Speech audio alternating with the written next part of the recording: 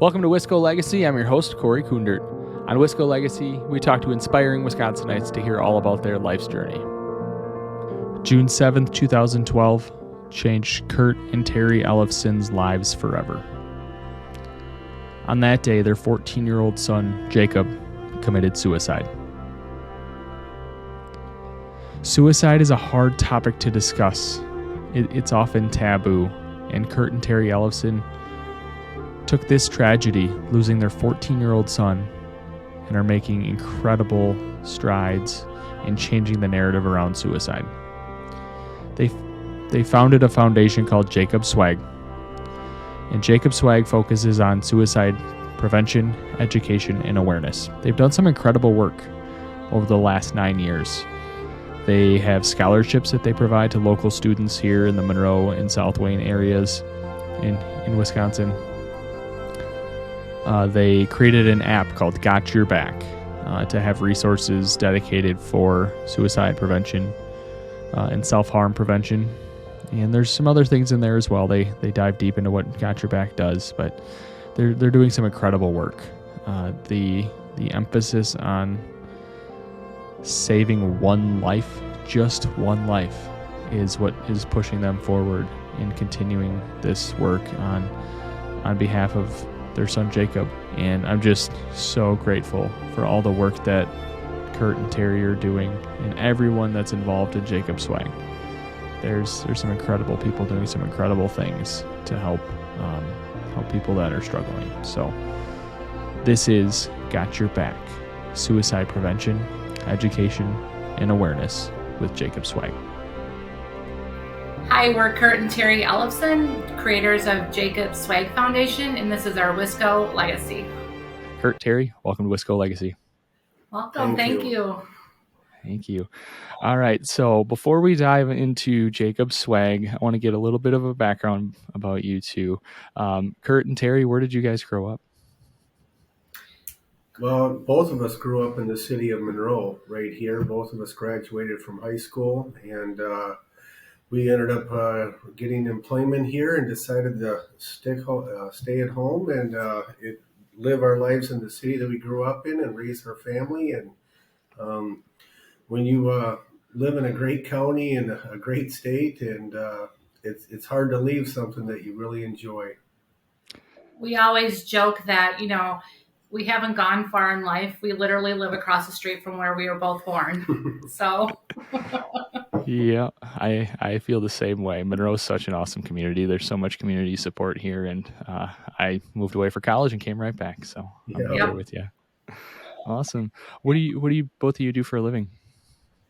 I'm a teacher at Blackhawk Schools in South Wayne.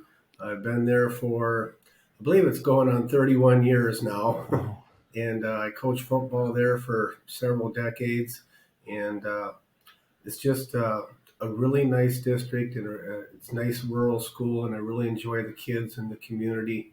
And it's really been a nice fit for me, professionally and personally. That's great. I work for Colony Brands here in Monroe. I work in the sourcing department. So I've been there a total of 20 years. That's great. Colony Brands, a pillar in the Monroe community. Blackhawk School District is great. I know a ton of people over there, the athletics and students. There's so much success over there. So that's awesome. Agree. Yeah. All right. So you both started a family back in the day. You had 2 kids. Can you talk about starting your family? Absolutely. So we got married in 1996, and our first child, Jake, came in 1997. So we did the 2 kids. We wanted the white picket fence, the dog. And then our daughter, Sam, came along in 2000. She was the New Year's baby in 2000. So Nice. That was our quick little family. So. Yeah, I have 2 younger kids. I have a 2-year-old and a 4-month-old now, and just seeing them grow up. We put a fence in, and we got the swing set in the backyard, all that stuff. Yeah. Oh, sure. Yeah. Yeah. Yeah. So we had the 2 kids, and then I was a stay-at-home mom for 6 years to get the kids raised and into school. And so that was a great opportunity, one that I would never regret ever, or, especially today. I loved the moments and the time I was able to stay home with them. Yeah, the ability to bond with your kids at a young age like that is phenomenal. I wish more families had an opportunity to do that. It was I would say that was the best decision we ever made. Mm-hmm. Was when Terry stayed home and she took care of the kids, and that I don't regret that in any way. Mm-hmm. Absolutely. Yeah. Yeah. So you want to talk about both Jacob and Sam, what they were like growing up, what they were into, and all that stuff. Oh, sure. Well, Jake, growing up, he was very into sports. He liked football. He liked baseball. He liked basketball. He enjoyed watching sports. He liked going to games. We'd go to Badger games, Packer games. He'd come down to Blackhawk games a lot. We would go to Monroe games. He liked participating in sports, and he just found a really good group of friends. I mean, friends that were just well adjusted and friends that were just kind to each other. And he was really on a good path. And he also enjoyed the outdoors. We would go ice fishing, regular fishing, hook and line. And we, of course, then we'd go hunting together, deer hunting together. We enjoyed a lot of outdoor activities. To me, he was just your average, not all American kid, just a normal kid growing up in the city of Monroe, I guess is how I would look at him. He had a lot of opportunities and he was on a really good path for success. And then Samantha, she was very into sports too. She was into swimming and into soccer, cross country, and she was. She also found a very good group of friends. There's a lot of really good kids in this city, and she just found a group of kids, and she's well adjusted, and she also she likes to go hunting with me as well, and she likes to go to games and athletics and sports activities, and just they enjoyed and we enjoyed the fact that we had a lot of family time, or we still do with Sam, with each other, a lot of bonding that way, and just a good childhood for them and for us as parents. It is just nice to know that your kids really do still want to spend time with their parents, and they love you, and we got to enjoy a lot of great moments with them. Yeah, sounds like a lot of bonding moments. Go ahead, We Terry. did. Yeah, it was a lot of family times around sports. Sports was very much a part of our family, with Kurt coaching and us going to different games, and both of us playing sports in high school. It just was very much just a part of our family. Mm-hmm. Yeah, same here. I mean, the community of Monroe is supportive of athletics all around. Blackhawks the same, where you coach, and yeah, there's definitely a lot of community support for that. Right. All right, so I want to transition. In 2012, there was some tragedy that struck there. Do you want to talk about what happened? Sure. Absolutely. So Jake graduated from the 8th grade at Monroe Middle School. We were looking forward to a fun summer. He was looking forward to high school. About 3 or 4 years prior to 2012, Kurt and Jake started doing the tour of all the national baseball fields. And so every year as a family, we would go and tour a new field. So the summer of 2012, we let Jake plan the trip for us, being that he just graduated, getting ready for high school. And he chose to go to the St. Louis Cardinals Stadium. Yeah. So we were getting ready to go June 12th on our family vacation. Kurt and I both went to work that morning. He was teaching summer school. I went to work for a half a day. And that morning is when our life changed. We got the call that Jake, that something was wrong at our house. And so we came home and we got the information. And that's the morning we lost Jake to suicide in our home, which was completely off the radar, which was completely not ever in the back of our mind ever. So. Yeah, like you said, Jake was the All-American boy, ready to head out to Busch Stadium in St. Louis. I couldn't imagine going through that and in the whole grief process and not knowing why. I'm sure is really challenging too.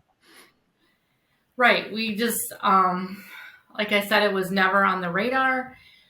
We never saw signs or anything that we know of. But looking back and kind of piecing together things, we see and have heard that there was problems there. I feel Jake had depression and just didn't know how to handle it or to talk about it. I'm talking with his friends. So there's just maybe some things we missed as parents, but we did the best we could. Yeah. Can you talk about the community support you received after that? Sure. So literally within minutes, things get out really quickly in a small community. And we had people at our house. We had, people calling.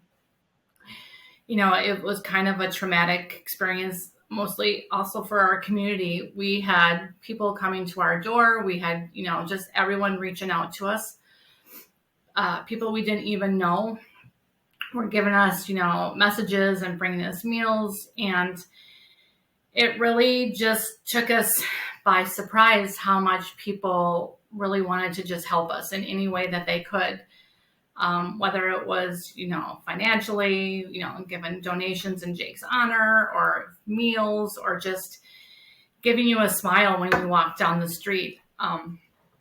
We've said that living in a small community is an amazing to be a part of. When something happens in a small community, we come together, whether it's, them or not, we come together, we support who needs the support, and we help. But then the flip side, it's also when you're in a small community, you're kind of like under a microscope. Like everybody knows you. Everybody, we've been a part of this community our entire lives. And so we also felt like everybody was always watching us or like for a long time, we didn't even, grocery shop in Monroe. We went to go out in Monroe. We, went out for supper or something in a different town. It's just, as much as these people in our communities helped us, it was super hard at first, just to be that family. I'm sure. I mean, it's certainly twofold. Like the support of the community is incredible, but you also don't want to go out and have these conversations and people mentioning it consistently and whatnot. So that, yeah, I totally appreciate wanting to separate that a bit. If living in a larger town, you might not have had that community support as well, but yeah, I can certainly appreciate that comment. Yeah, we've said many times, like if this would have happened and we lived in Madison or Milwaukee, we're not even sure Jacob Swag would be, have been created. It just would have been an event of losing Jake, and then we would have moved on. But our community and all the local communities have just so gave us the support and the love, and not just us, but our daughter, and just so much, that's what a small community does. Mm-hmm. Absolutely. So it sounds like it took a full year or so of grieving before you decided to create Jacob Swag. Can you talk a little bit about your shift from? I mean, obviously you're still grieving. It's still. I mean, it has exactly. Exactly. Yep. But can you talk about turning this tragedy into something that is benefiting so many people?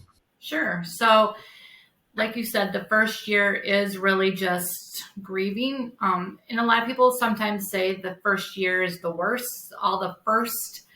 But the first year, you're still really just numb. You're just trying to figure out like what the heck happened. You're really just kind of going through the emotions for the year. So I honestly feel sometimes the second year of everything is worse because that numbness has kind of gone away. You've started to try to do a new life, new surroundings. And so after the first year of losing Jake, it was becoming like the fall. So probably 6 months after losing Jake. And we really just were concerned about the kids, like Jake's friends, Sam's friends, and just everybody in the surrounding like school. So we really just wanted to continue to talk to them and just let them know, if you're feeling sad or if you have issues, talk to someone. It's okay to not be okay. Like, just the world's going to be a much better place with you here. So we wanted to just do something really for the kids. So because we had such great support from our community and from like memorials and stuff, we brought in a speaker to Monroe, Sean Harper, which was with the Indianapolis Colts. He was a very positive person, a speaker talking about, his upbringing and what he's gone through. And so we wanted to bring him in just to talk to kids. And so we brought him in, and we had an amazing response from kids in schools. We had some kids come forward that, asked for some help with their counselors and everything. And so we sat and we talked about it, and we said, like, this really just went well. Like, kids really talked about it, and maybe this is something we want to continue doing. And so Kurt and I talked about it. We talked about it with our families. We talked about it with Sam. And it's one thing we wanted to continue doing, is to continue helping our communities, young and older. Just suicide is a tough subject. Mental health is a tough subject. We just wanted to be the advocates for people. So in 2013, we developed and created Jacob Swag Foundation. So SWAG stands for Support with Awareness and Giving.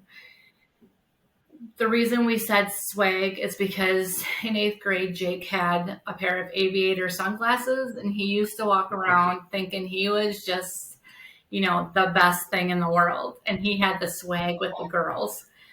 So that was very much a part of Jake's being and who he was. So we wanted it to be something about him. So we started Jacob Swag in 2013. It was really small at first. We had a small board of 4 of us to begin with. We asked a couple of families that were close to us, and these individuals also had personal relationships with Jake and also had personal relationships with losing people in their life to suicide. So we asked them to be a part of our board. So we created the board, and then we moved forward. It was really small to be the first couple of years. We just did school programs. We brought in a speaker. It was just more continuing to tell our story, to show our communities that, this awful thing happened to us, but we're going to continue to move on and move forward. And that was one thing our community let us grieve in public. They would see Kurt and I still go to the baseball games with the boys. They would see us sit there, and we would be, it would be tough walking away from a game, and the boys would be with their parents, and there we would be walking away by ourselves. So we had great support, but they let us be us. They took us in. They continued to let us be a part of their lives, his friends. And so we just continued talking about it within the communities, and even the little surrounding communities. So it was kind of small at first. And then a couple of years into it, we kind of started growing a little more. People were asking us to talk. And so now we are going on, this summer will be 9 years.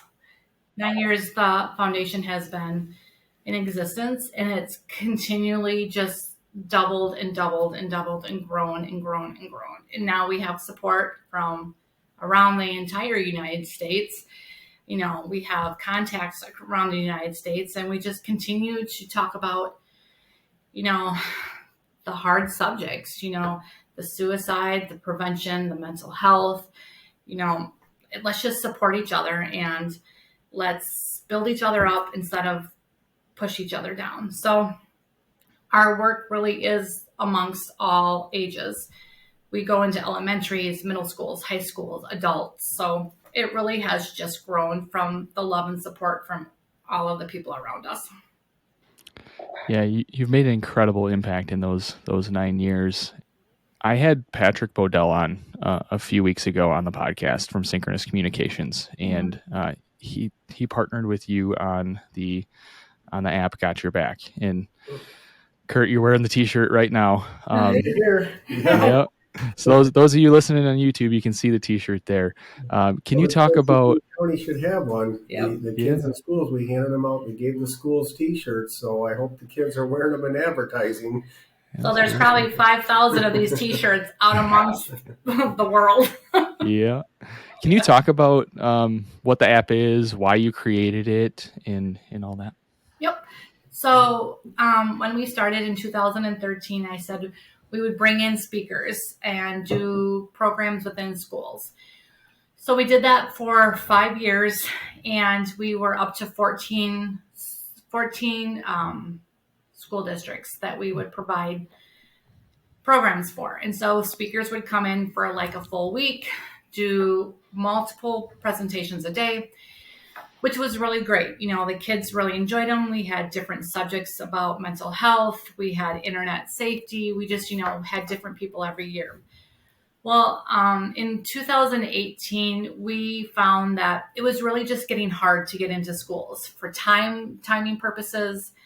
Schools are really just busy, period. And so trying to get in there, scheduling, and really speakers really cost a lot of money to bring them in for a week. There were some that were upwards of $20,000. And so our board decided that we wanted to maybe think of a way to really connect with kids and young adults and adults on a 24/7 basis. These speakers were coming in. They were great speakers. Kids really connected with them. But then what happened 2 weeks later?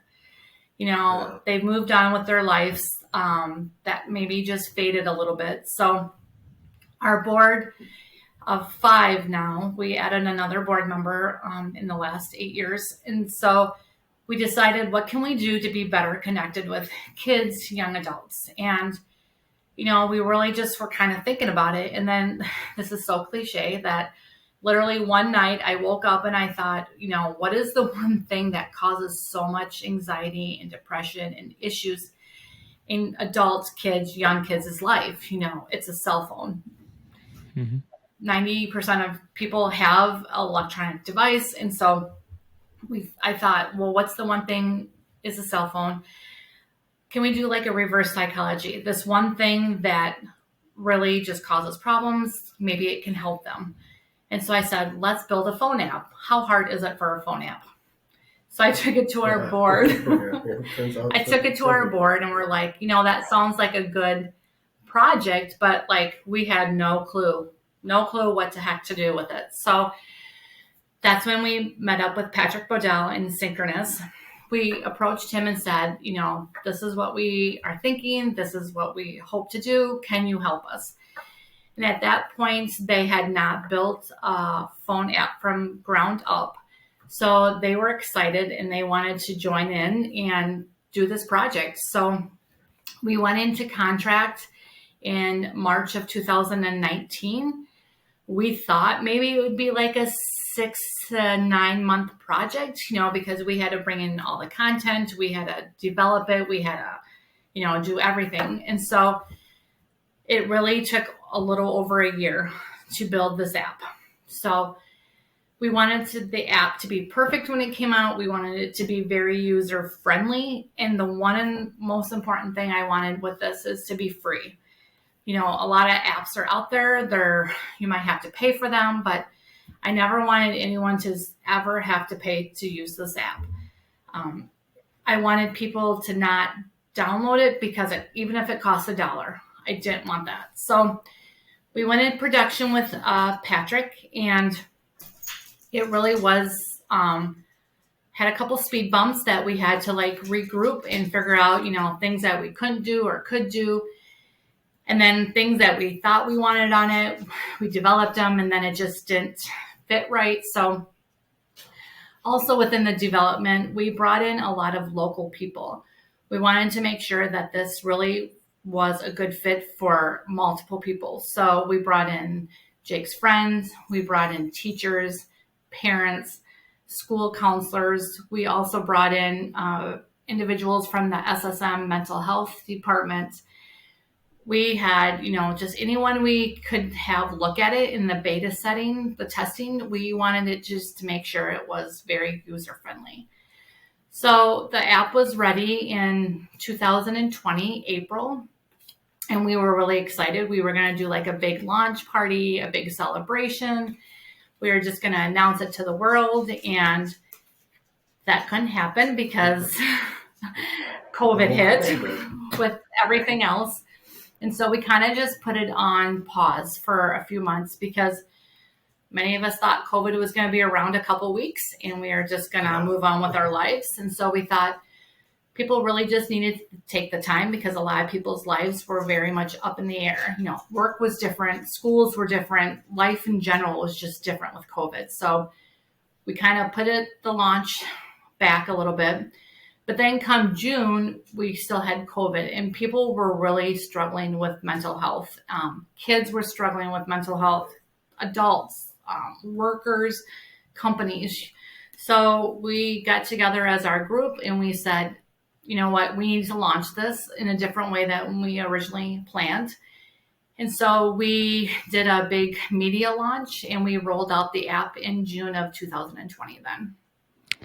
I would say that's great timing. Like you mentioned, there's a lot of people that are struggling with COVID and students going through last year's school virtually for the most part had to be incredibly difficult for them. And I know schools have a really high emphasis on school psychology and mental health with all the stuff that's going on. So this app is, to me, like perfectly placed and perfectly timed for addressing those needs. Yeah, we just couldn't wait. If we saw the need was immediate, and there was no reason to wait when you had something that could possibly help a young person or anyone for that matter. right. Yeah. And so when we were building this, a lot of times when you build apps or downloads or in this world, a lot of people like how many likes, they measure things on likes and downloads and stuff. And I remember Patrick asking me like, what's your goal in this? And I said, well, 1. And Patrick's, I thought was going to fall off his chair. He's like, 1? I said, yeah, if one person uses this app and they choose not to hurt themselves or they extend it out to someone that it could honestly save their life, then our project is complete. That's incredible. Patrick mentioned that exact same thing in our episode. We talked about this, and yeah, the impact to one life is incredible. So the fact that you're doing this and it's impacting at a lot of lives is just incredible. It's inspiring work. Can you talk about some of the features of the app and how it can help people? Sure, absolutely. So we pass out these little cards. They're like our little business cards. They show how to like download the app and what's involved in them. I think we've passed out, I think we've ordered over 25,000 of these. They have been mailed out around. So when we thought about the app, we thought about really a stoplight at the very beginning. You have your red, yellow, green. And so we wanted it to have different parts of it. And so at the start of the app, when you open it, you're going to come into your crisis page. And at your crisis page are your most important things at that time with the app. You can quickly connect with 911. You can quickly connect with the National Hotline for Suicide Awareness. You can also do a texting hotline, which is also called the 741-741 hotline. It's all text-based, so this is really popular with the younger kids or even teenagers. Teenagers and young kids really have a hard time having conversations sometimes. They have a hard time expressing themselves or talking or asking for help. So this hotline that's all text-based is out there. So you can you can hit the quad and then it just goes into the text. And when we're having these crises, we don't want people to try to think about what to say. When you're in crisis, you don't know what to say or how to do it or when to do it. So within these parts of the app, we have pre-made messages that are already in there, ready to go. All you have to do is hit that part of the app and send the message, and the conversation has started. You don't need to ask for help. We've already have that in there. We want people to not be sure what to do or what to say, so we just put it there for them to do it. And then we also developed this part of the app that's called My Squad.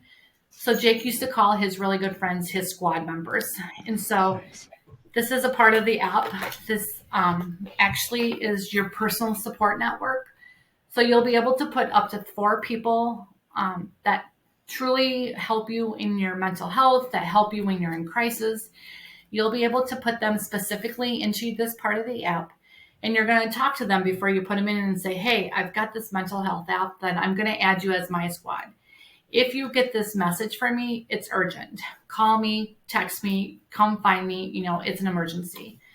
So again, within this part of the app, we put a pre-made message that says, you're a part of my squad. I'm in crisis. I need you to check on me. So again, people don't have to ask what to say or when to do it. They just have to send that part of the app. And then the message goes out, and then there's the conversation. That's incredible. Like you mentioned, younger kids, even like I'm 30, and a lot of my friends would rather text than call, especially if you're in a crisis situation. It's much easier to click a couple buttons than pick up the phone and call somebody. So the fact that you guys saw that and had that vision was incredible to be able to do that. So appreciate that. Well, I've noticed being a teacher, and I've taught long enough, our lunchroom down at Blackhawk used to be very loud. The kids were not being mischievous, but there was just a lot of talking in a cinder block wall room, and it was loud. And I'm sure Monroe High School was the same, and the rest of them as well.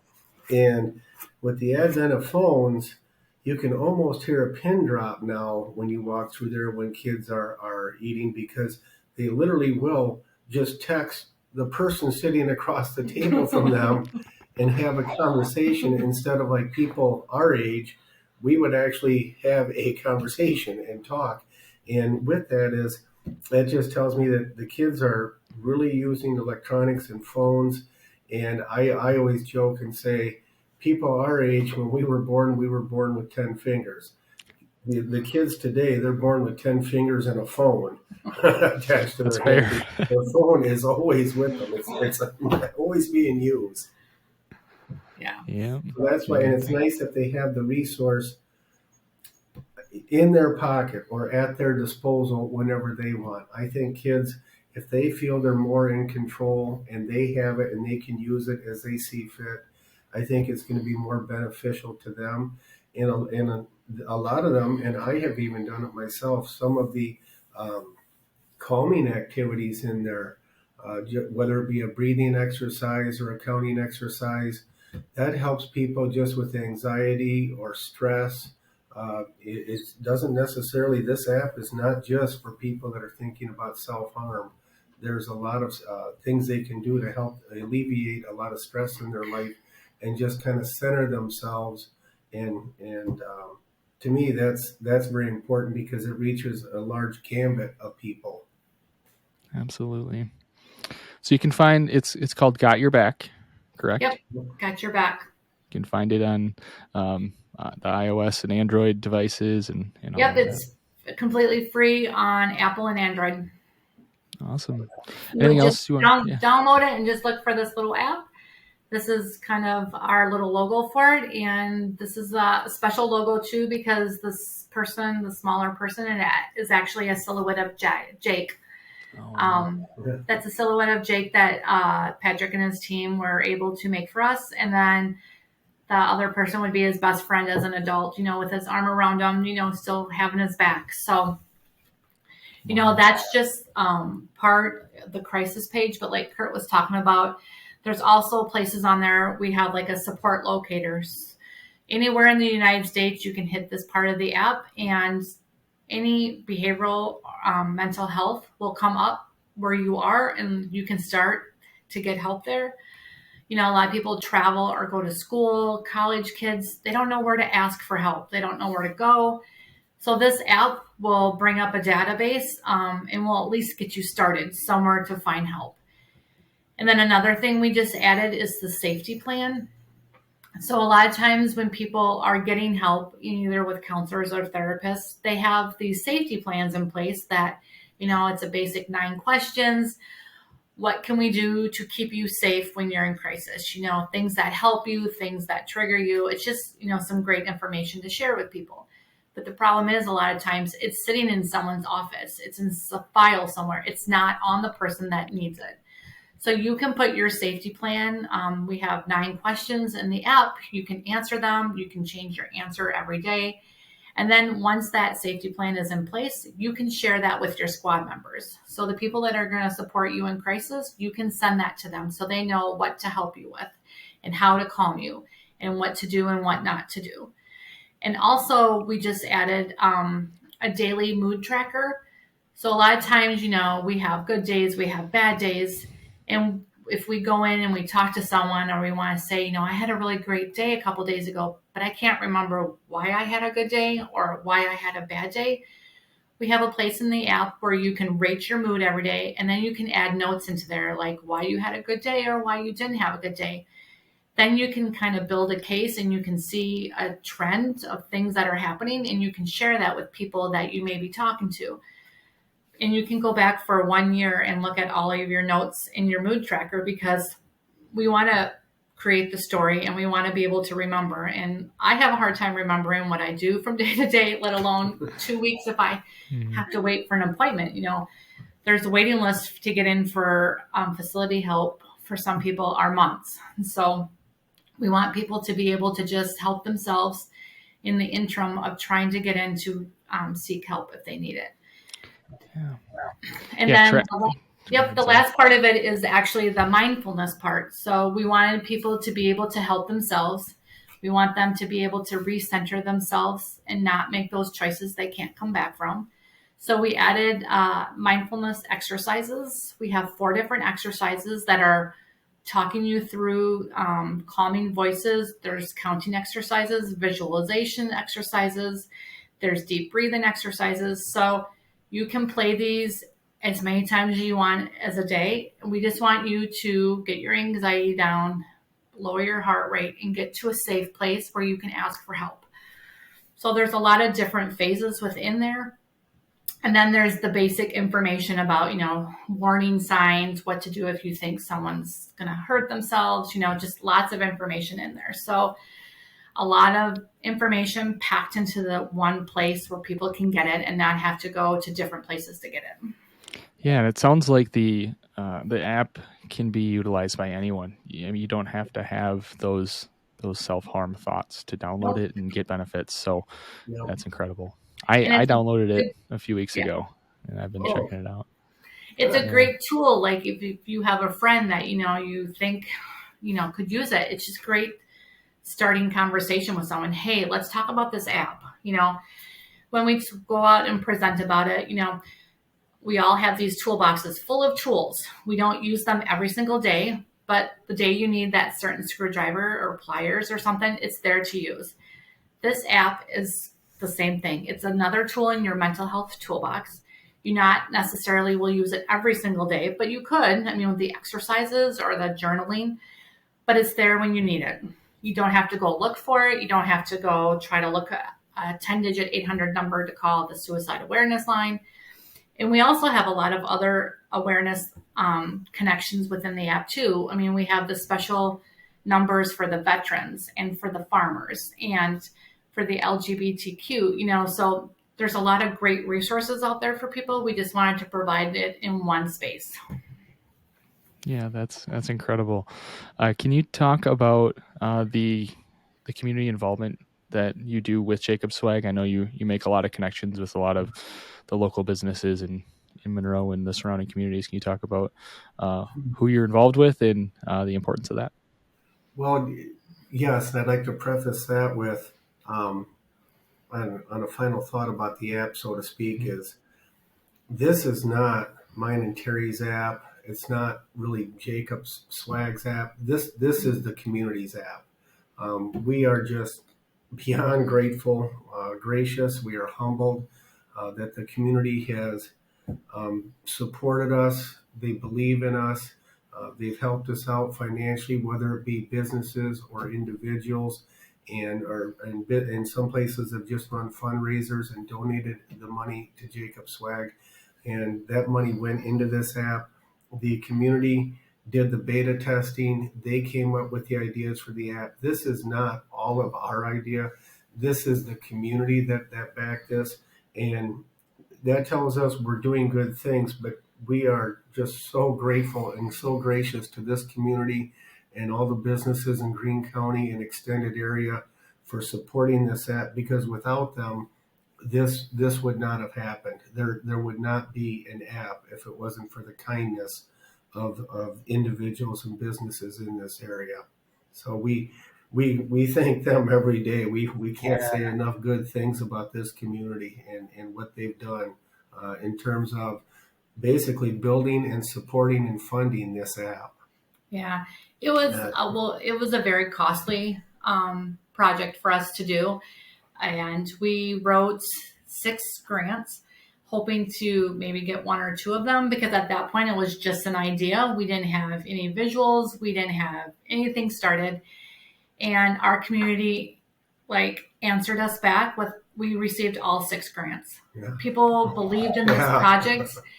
People came forward and said, we had service groups that just said, this is an amazing thing. We want to be a part of it. So, the building of the app was, financially a big project, and just every year supporting it, because every time we do a change to it or we add something to it or improve it, it's a costly increase. But you know what? We have amazing support that really just lets us help people with this app. So, and then in the last 6 months, we had SSM Health approach us and said, this is a great app. We want to be a part of it. And we're like, wow. Yeah. This is a healthcare facility in the Midwest that really just want to be a part of it, and they believe in it. And so that was kind of our, wow, this is something. This has come around. Yeah, that's incredible. Yeah, I think you have some connections with Avenues Counseling, and the Greene County YMCA just had a big grant that they received. It sounds like you guys are part of that too. Yep. So we will be a part of building the new facilities out to the Y.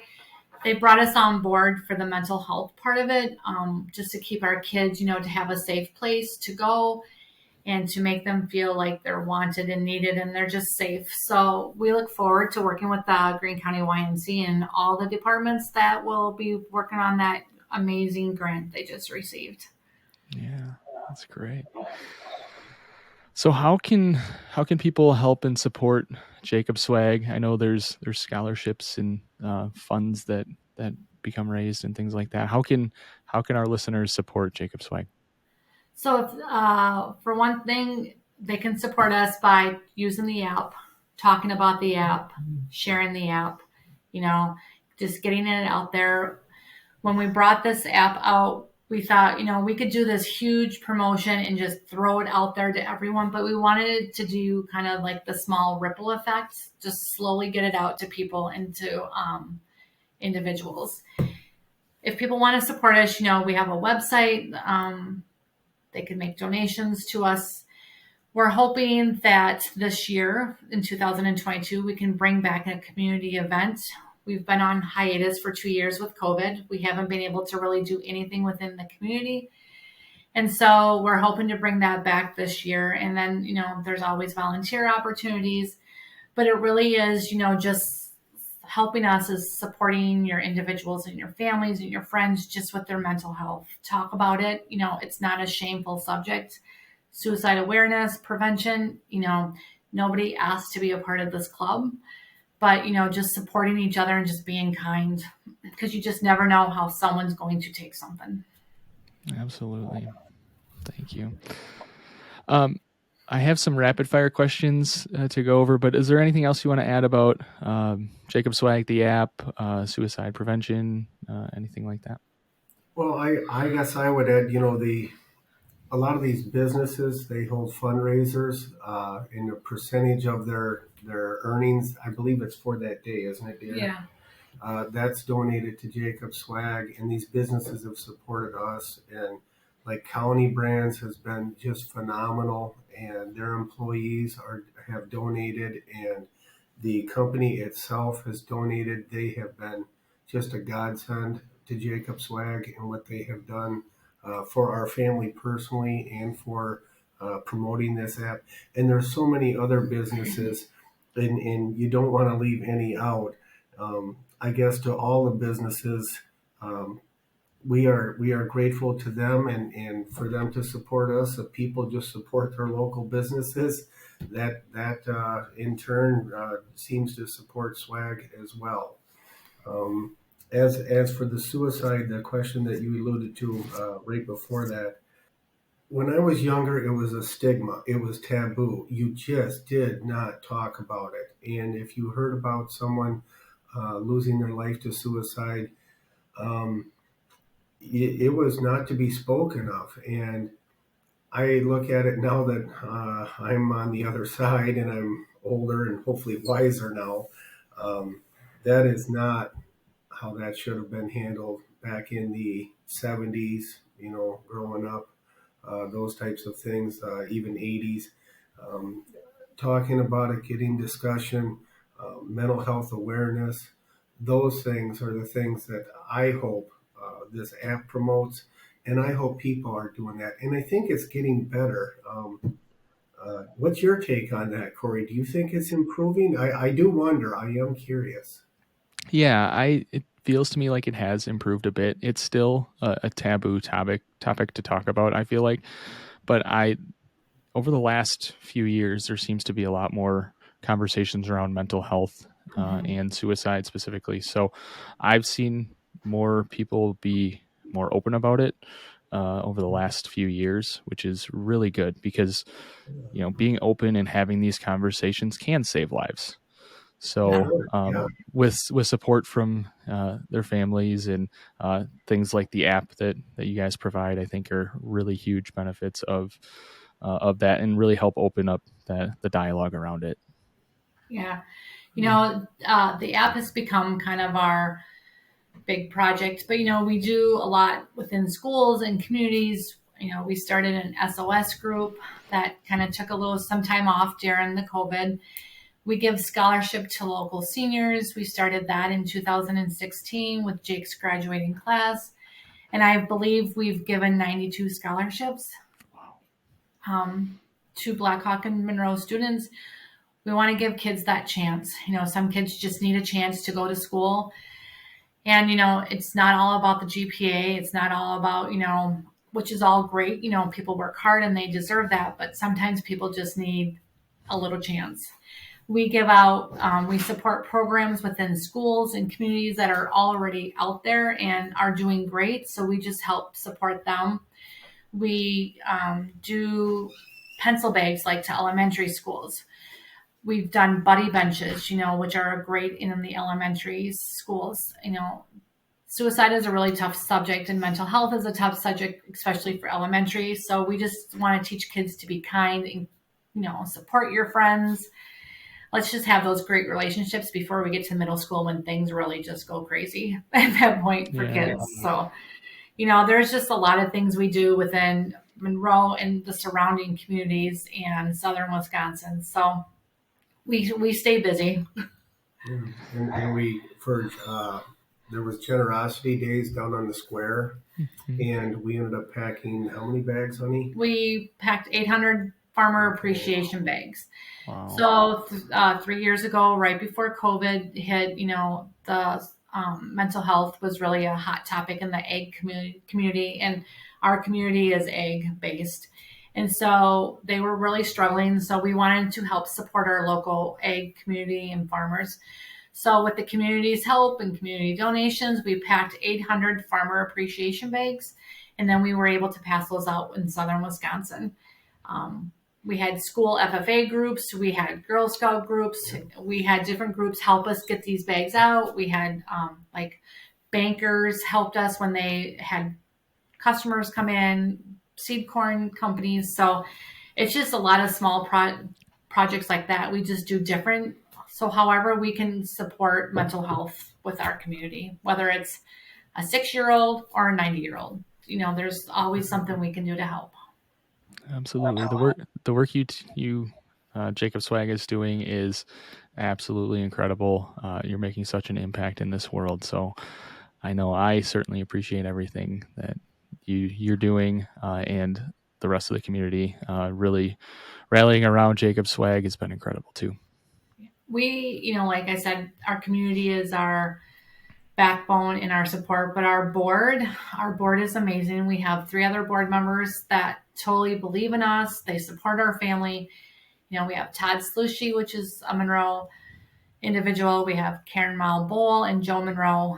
Our group of 5, we have some great visions and support, and they really just support us and help us achieve our dreams with the foundation. That's great. All right. Anything else to add? Otherwise, we'll switch over to some rapid fire questions. We're ready. Oh my gosh, we're ready. All right. So I got 3 questions. I'll have each of you answer these. I do this with every podcast. So who wants to start? Kurt can go first. I've been nominated. Sounds good. All right. First rapid fire question. What is your favorite restaurant in Wisconsin? My favorite restaurant in Wisconsin.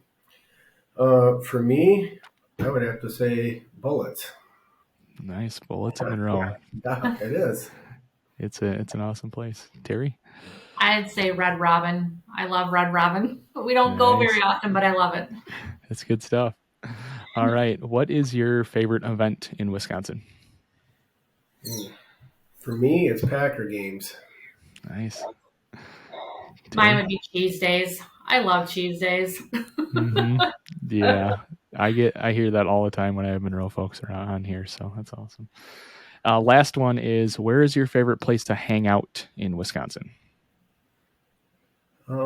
Probably Hillsboro. Okay. That's my favorite place. I like to go to Madison. I like Camp Randall. I love the atmosphere. I love the sports. So I'd say Madison.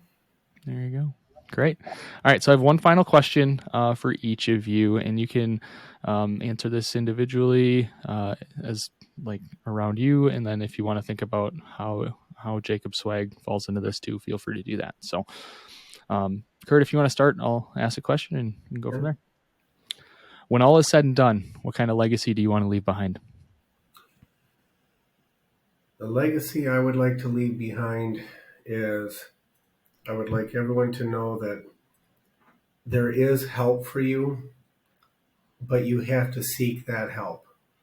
You have to seek it out. In other words, I guess how I would state that is, if we see someone with a broken leg and they're using crutches to walk, well, of course we hold the door for them to let them in. We carry their books for them. We assist them.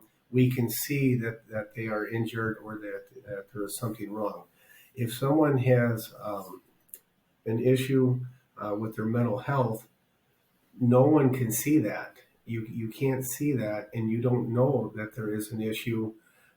So for those individuals, there's help for you, whether it be through the app or seeking counseling or whatever you need to do. But please seek that help. And that would be my legacy, just informing people that there is help for you, but you have to go out and seek that help. And please get that help if an individual does need it. Great. Thank you, Teri.